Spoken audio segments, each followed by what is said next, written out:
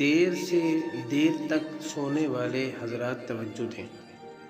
ایک شخص حضرت ابراہیم بن ادہم رحمۃ اللہ علیہ سے بحث کر رہا تھا کہ برکت نام کی کوئی چیز نہیں ہوتی۔ آپ نے فرمایا، تم نے کتیا اور بکری دیکھی ہے؟ وہ شخص بولا، ہاں۔ آپ نے اس شخص سے پوچھا کہ کتیا اور بکری میں زیادہ بچے کون جنتا ہے؟ وہ بولا، کتیا۔ آپ نے فرمایا، تمہیں بکریاں زیادہ نظر آتی ہیں یا کتے؟ وہ بولا، بکریاں۔ حضرت ابراہیم بن ادہم رحمۃ اللہ علیہ فرماتے ہیں، حالانکہ بکریاں ذبح ہوتی ہیں مگر پھر بھی کم نہیں ہوتی، تو کیا یہ برکت نہیں ہے؟ اسی کا نام برکت ہے۔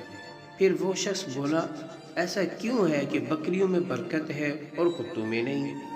آپ فرماتے ہیں کہ بکریاں رات ہوتے ہی فوراً سو جاتی ہیں اور فجر سے پہلے اٹھ جاتی ہیں، اور یہی نزول رحمت کا وقت ہوتا ہے، لہٰذا ان میں برکت حاصل ہوتی ہے۔ اور کتے رات بھر بھونکتے ہیں پھر فجر کے قریب سو جاتے ہیں، لہٰذا وہ رحمت اور برکت سے محروم ہوتے ہیں۔ بس یہ غور و فکر کا مقام ہے۔ آج ہمارا بھی یہی حال ہے۔ ہم اپنی راتوں کو فضولیات میں گزارتے ہیں اور وقت نزول رحمت سو جاتے ہیں۔ اسی وجہ سے آج نہ تو ہمارے مال میں برکت ہے، نہ ہی ہماری اولاد میں، اور نہ ہی کسی دوسری چیز میں برکت رہ گئی ہے۔ تو اس لیے خدا را عشاء کی نماز پڑھ کے سوئیں اور صبح کو جلدی اٹھ جائیں۔